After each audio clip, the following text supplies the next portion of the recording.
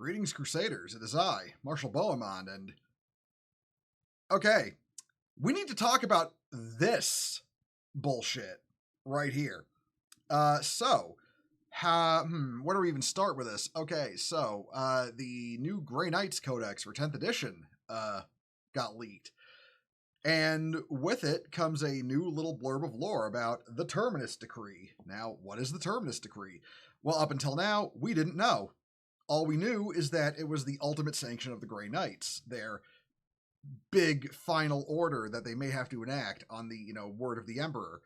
What it was, like I said, what it was, we didn't know. It could have been a lot of things. Theories abounded, from killing off the Space Marines with some kind of viral weapon, or potentially, killing the Emperor to force him to resurrect.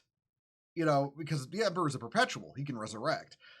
We really didn't know, but now in the 10th edition Codex, we know what the Terminus Decree is. The Terminus Decree is as follows. Held in a simple wooden box that only the Supreme Grand Master may open, the Terminus Decree details the Emperor's final command to the Grey Knights chapter. The Master of Mankind can never be allowed to leave the Golden Throne, either return to life reborn in another body, or ascend to some kind of warp entity, and if he does, the Grey Knights must return him to his terrible duty. Indeed, they were created with the possibility of this event in mind.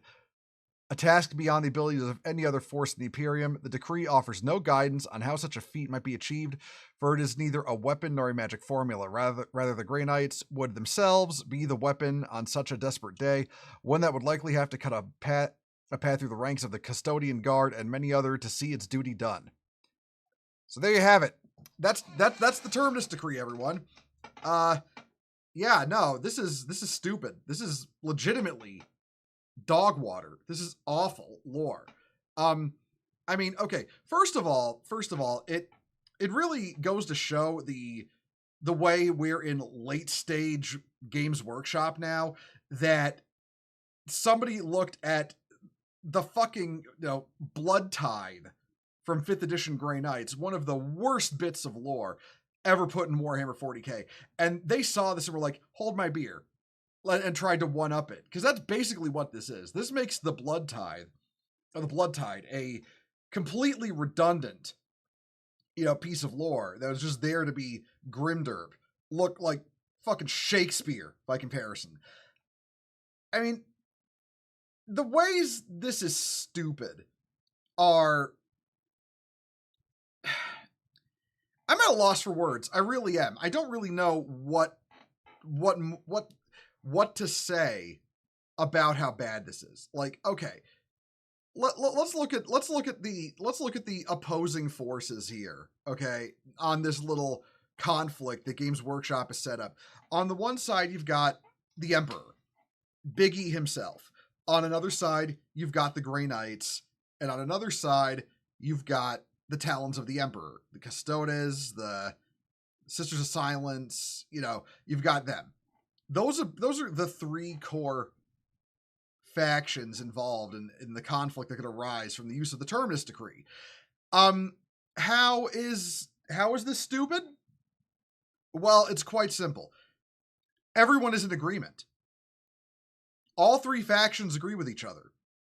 The Emperor knows he has to stay on the throne, because if he doesn't stay on the throne, the warp rift under the throne that was formed, by Magnus during the Dawn of the Horse Heresy would destroy Terra and open a new Eye of Terror in the Segmentum Solar.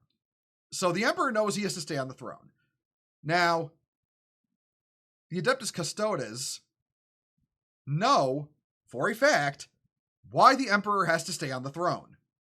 So, yeah, they know he has to stay there. They know this is a thing that has to be done by the Emperor. It's why the companions guard him in the throne room to this day. So yeah, no, the Custodes know he has to stay on the throne, and the Grey Knights know he has to stay on the throne, and would kill the Custodes to help to force the Emperor to do the task that the Custodes know he has to do, that the Emperor would know he has to do. you can see the levels of redundancy in all this. Why none of these factions would fight each other over this. Why it is okay.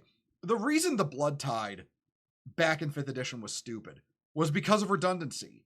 The Grey Knights having to kill Sisters of Battle to anoint their armor in their holy blood to ward against the demonic energies of Khorne.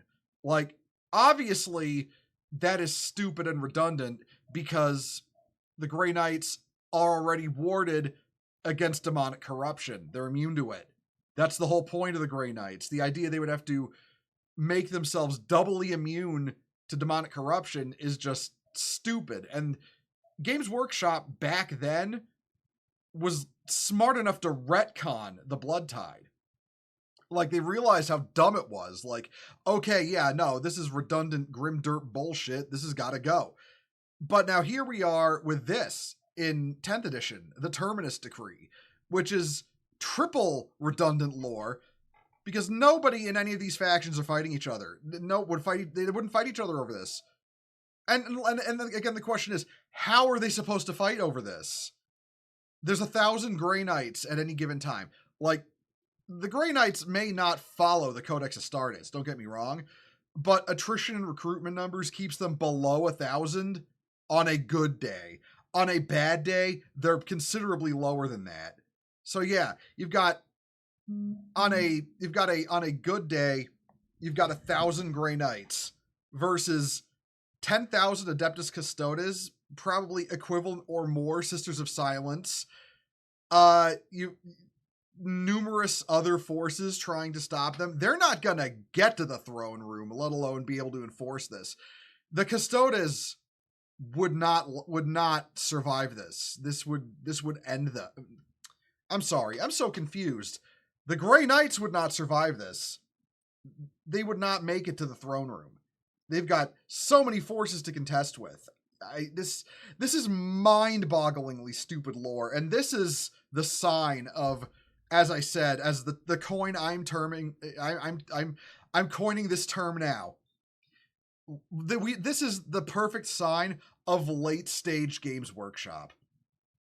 You know, we had female Custodes out of nowhere that apparently always existed despite never having existed, and despite not having existed since they've always existed based on all the Custodes releases. Then we had, oh, guess what? Wraithbone is just made of materials that Eldar mine, I guess, rather than being conjured from pure warp stuff.